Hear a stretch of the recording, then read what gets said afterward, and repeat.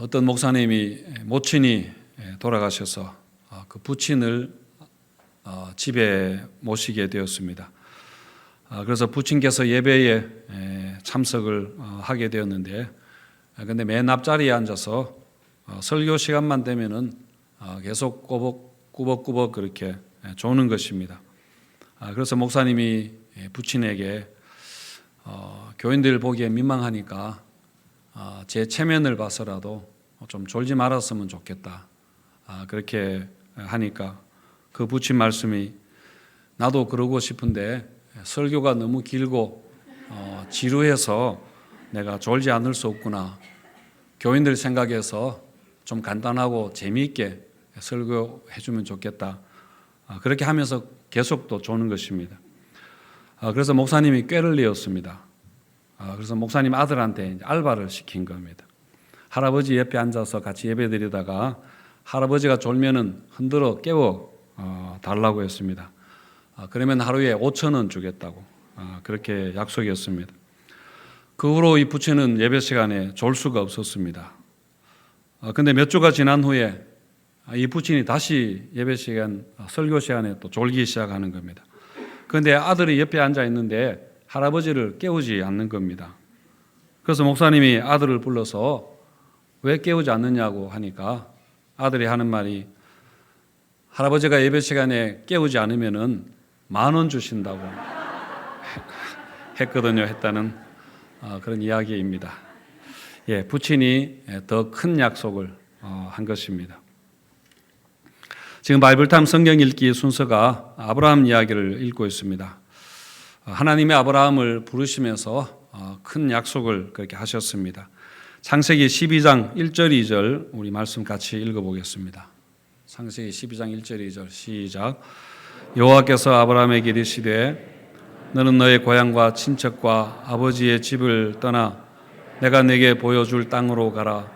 내가 너로 큰 민족을 이루고 내게 복을 주어 내 이름을 창대하게 하리니 너는 복이 될지라. 너는 복이 될지라. 그렇게 하셨습니다. 어느 날 하나님이 아브라함에게 나타나셔서 이곳을 떠나서 내가 가라고 하는 땅으로 가라. 그렇게 하신 겁니다. 누구든지 살던 곳을 떠나서 낯선 곳에 가는 것은 어려운 일이고 큰 모험 아닙니까? 하지만 하나님은 그렇게 해서 아브라함이 치러야 하는 대가보다 더 좋은 것, 더 큰 것을 약속하셨습니다. 그것은 바로 자손과 땅과 복입니다. 그 중에서 핵심은 자손, 아들이죠. 다른 모든 약속은 다 이 아들을 통해서 그렇게 이루어지는 것이기 때문에 아들이 가장 중요한 것입니다. 그런데 우리가 지난주에 아브라함 이야기를 열심히 그렇게 일주일 내내 읽었는데 그 약속한 아들이 아직 태어나지 않았습니다. 물론 아브라함 이야기가 어떻게 전개되는가 우리는 여러분 대부분 알고 계시지만은 성경을 처음 읽는다고 그렇게 하면은 이게 굉장히 궁금할 것입니다. 약속한 지가 지금 10년도 훨씬 더 지났는데, 그리고 아브라함과 사라가 나이가 지금 점점 이렇게 들어가고 늙어가는데, 이러다가 하나님이 약속을 못 지키면 어떻게 되나, 하나님이 얼마나 곤란하실까 하는 그런 생각이 들 수도 있습니다. 그런데 그 아들이 드디어 오늘 태어납니다. 1절과 2절 우리 같이 한번 읽어보겠습니다. 시작. 여호와께서 말씀하신 대로 사라를 돌보셨고 여호와께서 말씀하신 대로 사라에게 행하셨으므로 사라가 임신하고 하나님이 말씀하신 시기가 되어 노년의 아브라함에게 아들을 낳으니, 아들이 태어난 겁니다. 하나님 약속이 드디어 이루어진 것입니다. 그래서 이 약속이 어떻게 크고 좋은 약속인가 하는 것을 우리가 한번 생각해 보겠습니다. 먼저 이 약속은 불가능한 상황에서 이루어 주신 그런 약속입니다.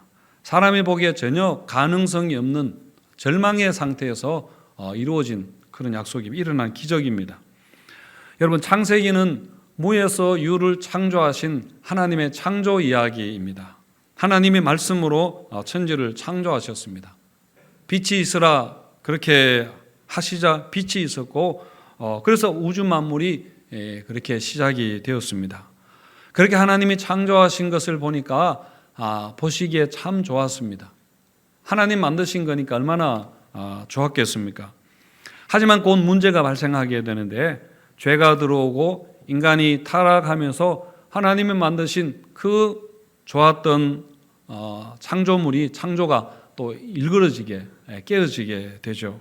그래서 창세기 3장부터 곧바로 나오는 것이 죄와 타락 이야기가 그렇게 나오고 그 죄가 어떻게 확산되어 나가는가, 그리고 그 죄가 얼마나 치명적이고 고질적인가 하는 말씀이 나옵니다.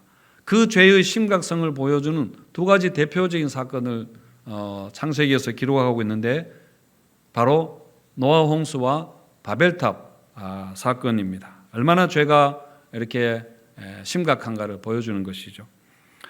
하지만 하나님은 세상을 그대로 죄가 만연하도록 그대로 내버려 두지 않으십니다. 세상을 이제 구원할 계획을 세우는데 그게 바로 아브라함을 부르신 일입니다. 이 아브라함을 통해서 하나님의 구원 역사가 지금까지 있었던 인류의 역사, 죄의 역사 속에서 이제 하나님의 구원 역사가 시작이 되는 거죠. 창세기 12장 1절에서 하나님이 아브라함에게 고향과 친척 아버지의 집을 떠나서 내가 지시하는 땅으로 가라 하면서 너로 큰 민족을 이루게 할 것이고 너에게 복을 주어서 너로 인해서 모든 민족이 복을 얻게 하리라, 그렇게 하셨습니다. 약속하셨습니다. 그래서 여러분, 하나님의 구원 약속은, 구원 역사는 약속으로 시작하고 약속으로 이루어져 있습니다. 하나님은 약속을 주셨고 아브라함은 그 약속을 받았고 또 그 약속을 믿어야 하는데 그 약속의 시작과 핵심은 바로 아브라함에게 자식을 주겠다는 겁니다. 그런데 아브라함이 약속을 받던 당시의 상황은 여러분 이렇게 성경에서 이야기합니다. 11장 30절에 보시면은 사레가 임신하지 못함으로 자식이 없었다, 그렇게 했고 32절에서는 데라는 아브라함의 아버지이죠. 데라는 하란에서 죽었더라, 그렇게 합니다. 그러니까 불임과 죽음이라는 상황에서 하나님이 아브라함을 부르셨다는 것을 성경이 강조하는 것입니다. 마치 태초에 하나님이 천지를 창조하실 때에 땅이 혼돈하고 공허하며 흑암이 깊음 위에 있었다 하는 것과 같습니다. 하나님의 약속은 이렇게 절망과 불가능한 상황에서 주어진 것입니다. 그리고 이후에도 보면 아브라함 이야기가 이 약속이 어떻게 이루어지지 못하도록 많은 위기와 방해가 있다는 것을 그렇게 말씀합니다. 아브라함이 하나님 명령을 따라서 가나안에 왔을 때 거기에 극심한 흉년이 있어서 살지 못하고 애굽으로 피난을 가게 되는데 거기서 사레가 바로 왕에게 이렇게 붙들려 가죠. 사레가 바로 왕에게 뺏겨버리면은 큰일 납니다. 사라가 지금 이 약속의 자녀를 낳아야 되잖아요. 약속의 그 잉태를 해야 되는 태인데 그거 뺏겨버리면 어떻게 됩니까? 그 후에 일어나는 사건들도 마찬가지입니다. 13장에서 롯과 아브라함이 헤어지는 그 이야기도 롯이 하나님 약속의 걸림돌처럼 그렇게 되기 때문에 성경은 일찌감치 롯을 그 무대에서 내려버리는 것입니다.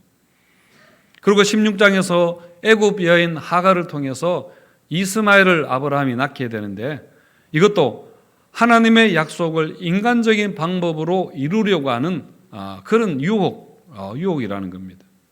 하지만 하나님이 이 모든 위협과 방해물들을 다 제거하시고 약속을 이루어 가시는 거죠. 그리고 또 하나님이 약속하셨던 가나안 땅도, 아브라함이 살아야 할 가나안 땅도 불모의 땅이었고 죽음의 땅이었습니다. 아브라함이 가나안에 왔을 때 그 땅에 흉년이 심해서 살 수가 없었습니다. 애굽으로 내려가는데 여러분, 약속의 땅인데 땅이 아무것도 생산하지 못하는 그런 불모의 땅, 흉년과 기근이 넘치는 그런 땅이었습니다. 그리고 14장에 보면은 그 땅에 전쟁이 또 일어나게 되죠. 롯이 포로로 잡혀가게 됩니다마는 아브라함도 언제든지 이런 전쟁의 위험에 놓여 있다는 걸 이야기합니다. 굉장히 위험한 땅이라는 겁니다. 그 다음에 소돔과 고모라 이야기도 나오는데 약속의 땅이 얼마나 타락했는가 하는 것을 보여주는 것입니다. 소돔과 고모라만 그런 것이 아니라 정도의 차이는 있겠지만은 주변이 다 비슷했을 것입니다. 이렇게 죄악이 관영한 이런 땅에 아브라함이 어떻게 살아갈 수 있단 말인가? 이 땅에서 어떻게 약속의 씨앗이 뿌려져서 약속이 이루어질 것인가 하는 염려를 그렇게 하게 되는 것이죠. 예수님이 이 땅에 오셨을 때랑 상황이 비슷합니다만은 어쨌든 이런 상황에서 약속이 시작되었고 성취되어 갑니다.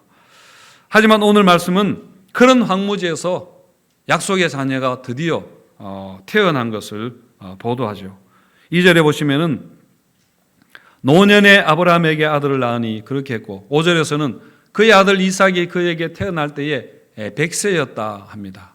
7절에서도 아브라함의 노경에 내가 아들을 낳았다 그렇게 하면서 100세와 노경, 노년 다 약속의 성취가 얼마나 불가능한 그런 상황인가를 그렇게 가리키는 말들입니다. 그러면서 하시고자 하는 말씀이 뭐냐 하면은 하나님이 어떤 분인가, 하나님은 얼마나 신실한 분인가 하는 걸 이야기하려고 하는 것입니다.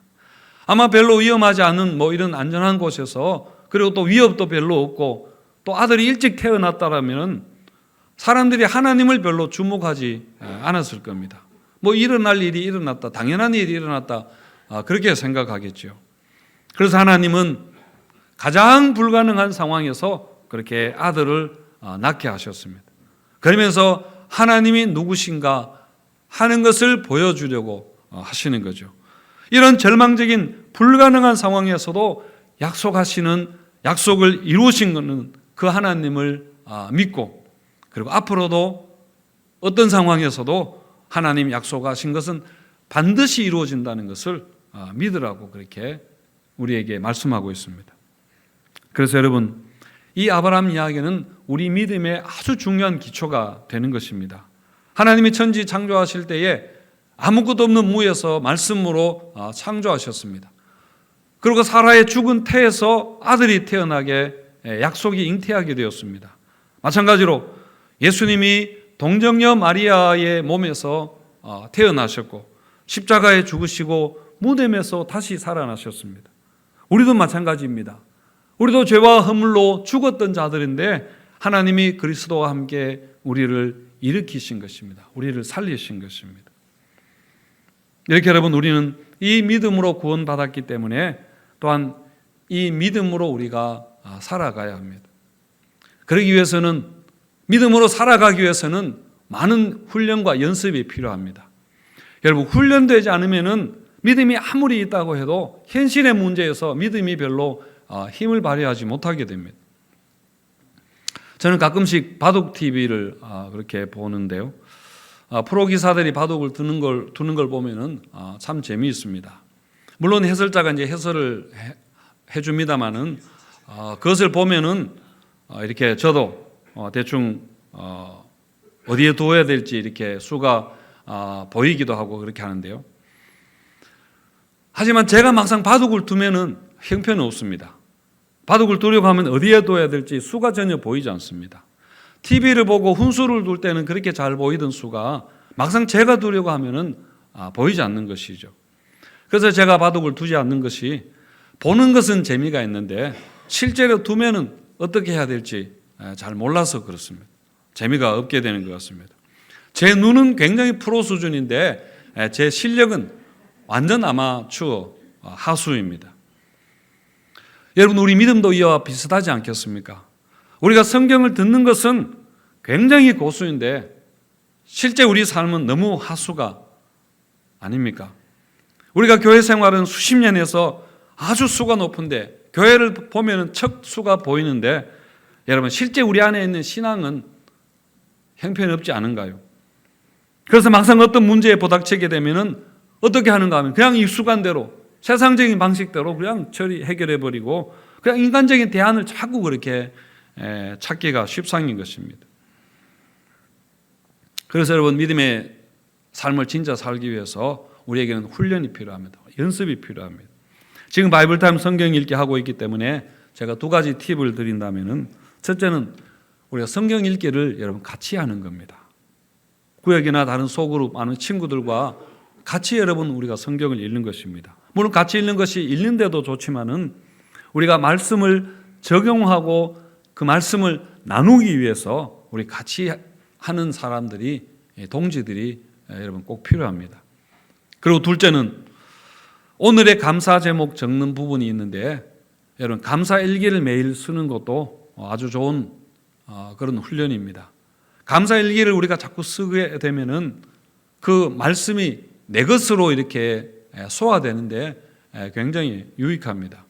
여러분 삶에서 적용되었던, 내가 느꼈던 그런 말씀들을 우리가 감사 일기로 그렇게 자꾸 적어 보시기 바랍니다. 그렇게 하면은 말씀이 몸에 이렇게 익혀지게 됩니다. 저는 아파트 출입문에 번호키를 누르고 들어갈 때 아무 생각 없이 이렇게 누릅니다. 그런데 한 번은 물건을 주문을 하는데 부재시에 택배기사가 물건을 두고 가도록 아파트 출입문 번호를 적어달라, 그렇게 하는데 뭐 별표와 우물정자와 숫자가 이렇게 섞여 있는 번호인데 그게 기억이 나지 않는 겁니다. 그러니까 그러고 보니까 제가 한 번도 이 번호를 기억을 한 적이 없었던 것 같습니다. 그래서 번호가 뭘까 싶어서 허공에 대고 제가 손가락으로 이렇게 누르니까 이 손가락은 이렇게 돌아가는 건 어떤 번호인지 아시겠죠? 예, 그러니까 번호가 제 머리에 입력되어 있는 게 아니라 그냥 손에 입력되어 있는, 저절로 이렇게 하는 겁니다. 여러분, 이처럼 하나님의 말씀도 우리가 몸에 익혀야 어려운 일을 당할 때에 저절로 몸과 마음이 움직이게 되는 것입니다. 사랑하는 성도 여러분, 우리에게 닥치는 고난은 어떤 면에서 하나님의 기적을, 하나님이 우리 가운데 지금도 일하고 계시다는 것을 경험할 수 있는 가장 좋은 환경입니다. 그런데 여러분, 중요한 것은 말씀이 우리 몸에 기억이 되어 있어야 한다는 것입니다. 그래야 어떤 상황에서도 우리가 믿음의 반응을 우리가 즉각적으로 보이게 되는 것이죠. 올 한 해에도 우리에게 정말 불임과 같은, 사라에게 불임과 같은 그런 절망의 순간이 올 수도 있고, 또 그 땅에 전쟁이 일어났듯이 전쟁과 같은 위기의 순간이 있을 수도 있겠습니다. 그리고 자꾸 인간적인 대안을 찾도록 하는 유혹도 우리에게 있겠지만은, 여러분 더 좋은 하나님의 약속을 믿고 여러분 말씀의 등불을 따라 걸어가시기를 축원드립니다. 그래서 오늘 본문에서 강조되는 것은 결국 하나님의 약속은 말씀하신 그대로 이루어졌다 하는 것입니다. 오늘 본문을 드라마로 치면은 거의 결말, 드라마가 끝날 부분이죠. 시청률이 대박날 장면인데, 그런데 성경은 너무나 당연하다는 듯이 굉장히 무덤덤하게 간단하게 그렇게 적고 넘어갑니다. 다만 말씀하신 대로 나았다 하는 것을 강조하는 그런 형식입니다. 1절과 2절 말씀을 다시 보면은 여호와께서 말씀하신 대로 사라를 돌보셨고 여호와께서 말씀하신 대로 사라에게 행하셨으므로 하나님이 말씀하신 시기가 되어 노년에 아들을 낳았다, 그렇게 하고 있습니다. 그러니까 하나님이 내가 말했잖아, 내가 그런다고 말했잖아, 그렇게 하는 것입니다. 미국 부모가 자녀들에게 가장 많이 하는 말이 I told you so, 내가 말했잖아, 내가 그렇게 말했지 라는 말이라고 합니다. 뭐 우리도 그렇지 않습니까?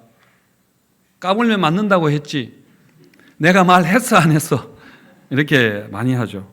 그러면서 엄마가 얼마나 위대한 사람인가, 엄마는 다 알고 있었다고 그런 식으로 그렇게 말하죠. 물론 자녀들이 그 말을 듣고 엄마 말을 들을 걸 뭐 이렇게 하는 기특한 자녀들 별로 없겠지만은, 그러나 여러분 하나님은 우리에게 그렇게 말씀하십니다. 내가 그렇게 된다고 말했지, 내가 믿으라고 했지, 내 말을 믿으라고 했지, 그렇게 하십니다. 여러분 모든 것은 하나님의 말씀대로 되는 것을 여러분 믿으시기 바랍니다. 우리의 삶이 어떻게 될 것인가, 여러분 하나님 말씀하신 대로 될 것입니다. 멀리 있는 것을 보는 기구가 망원경이죠. 망원경이 얼마나 멀리까지 볼 수 있는가 하면은 우주 망원경은 몇십억 광년 떨어져 있는 별도 볼 수 있다고 합니다. 1광년이라는 것은 빛이 1년 동안 가는 거리를 이렇게 말하는 단위이죠. 여러분, 빛이 지구에서 달까지 가는데 시간이 얼마 걸리는지 아시나요? 지구에서 달까지 빛이 가는데 약 1.28초 걸린다고 합니다. 네이버에 보시면 다 나옵니다. 지구에서 태양까지 얼마 걸리는지 아십니까? 8분 걸립니다. 빛이 지구까지 도착하는 데는 8분 걸립니다. 그런데 여러분, 그 빛이 1년 동안 가는 거리라면은 사실 어마어마한 그런 거리죠. 그런데 1년도 아니고 수십억 년 동안 빛이 가는 그 정도 멀리 있는 별을 볼 수 있다는 것은 사실 상상을 초월하는 일입니다. 하지만 여러분, 아무리 성능이 좋은 망원경이어도 망원경으로 보는 것은 별의 과거를 보는 것입니다. 비교적 우리와 가깝다고 알려져 있는 안드로메다 은하 같은 경우가 250만 광년 떨어져 있다고 하는데, 지금 우리가 망원경으로 보는 안드로메다 은하 그 별은 250만 년 전에 출발한 별빛을 지금 우리가 보는 것입니다. 그러니까 여러분, 멀리 있는 별을 볼수록 그건 우리가 과거의 별을 보는 것입니다. 2021년도 12월 달에 제임스 웹 우주 망원경을 지구에서 좀 떨어진 곳에 그렇게 하늘에 설치했다고 하는데, 아까 보신 그 망원경은 한 10만 원 정도만 10만 원 이 정도 해도 살 수 있는 것인데, 이 제임스 웹 우주 망원경이 얼마 하는지 아십니까? 13조를 들여서 개발비만 13조 들였다고 그렇게 합니다. 그래서 제가 너무 비싸서 구입하지 못하고 있는데, 여러분, 그 망원경으로 초기 우주, 그러니까 하나님이 창조할 당시에 우주의 모습을 보기 위해서 그 망원경을 개발하고 설치를 했다는데요. 정말 그렇게 될지는 알 수 없는 일입니다. 하지만 그렇더라도 그것이 미래를 여러분 볼 수 있는 것은 아닙니다. 아직까지 미래를 관측하는 기계는 하나도 없습니다. 그러나 여러분, 성경은 과거와 현재와 미래를 다 볼 수 있습니다. 창조부터 요한계시록까지 시작부터 세상 끝까지 다 말씀하고 있습니다. 다 들어 있습니다. 이쪽부터 저쪽까지를 가득 채우고 있는 것이 여러분 하나님의 말씀입니다. 시편 19편 4절에 보시면은 그의 소리가 온 땅에 통하고 그의 말씀이 세상 끝까지 이르도다, 그렇게 했습니다. 그러니까 온 우주 만물에 하나님의 말씀으로 가득하다는 것이죠. 여러분, 지금 우리 삶을 가득 메우고 있는 것도 바로 하나님의 말씀입니다. 다만 우리가 그 말씀을 듣느냐 못 듣느냐 안 듣느냐 하는 문제일 뿐입니다. 새해가 되면은 점집과 무당들도 굉장히 바빠진다고 하는데, 성수기라고 하는데요. 그리고 요즘 오늘의 운세라는 보는 것이 어디든지 우리가 흔하게 그렇게 접하게 됩니다. 이렇게 과학이 발달한 시대에 점쟁이나 무당들이 늘어가고 운세를 보는 것이 많아진다는 게 참 이상한 일이지만은, 여러분, 그만큼 사람들이 앞날에 대해서 불안하다는 그런 이야기입니다. 그리고 그만큼 미래를 알고 싶어 한다는 것이죠. 여러분, 우리는 미래에 대해서 너무 불안하거나 염려하지 않으시기 바랍니다. 우리는 하나님 말씀을 여러분 붙드시면 됩니다. 하나님 약속을 여러분 믿으시기 바랍니다. 하나님은 우리에게 정말 크고 좋은 약속을 하셨습니다. 아브라함에게 아들을 주시겠다는 약속보다 더 좋은 약속, 그것은 바로 예수 그리스도를 우리에게 주신 것입니다. 로마서 8장 말씀에서 자기 아들을 아끼지 아니하시고 우리 모든 사람을 위하여 내주신 이가 어찌 그 아들과 함께 모든 것을 우리에게 주시지 아니하겠느냐, 그렇게 하셨는데요. 여러분, 이 말씀을 믿으시기를 바랍니다. 말씀을 정리하겠습니다. 하나님의 말씀은 세상이 주는 것보다 더 크고 좋은 약속입니다. 아브라함이 불가능한 상황에서 그 아들을 낳게 된 것을 보면서 하나님은 어떤 상황 속에서도 약속을 지키는 신실하고 전능하신 하나님이라는 것을 여러분 믿으시기 바랍니다. 그리고 아브라함에게 주신 약속보다 더 크고 좋은 약속 주셨는데, 예수 그리스도를 우리에게 주신 것입니다. 그래서 어떤 어려운 문제가 있더라도 어떻게 될까 불안하거나 여러분 너무 염려하지 말고 모든 것은 하나님 말씀대로 되고 우리는 어떠해도 하나님 말씀 안에 있다는 것을 여러분 믿으시고 예수 그리스도를 통해서 우리에게 주시는 더 크고 좋은 약속 기대하는 우리 성도님들 되시기를 축원드립니다.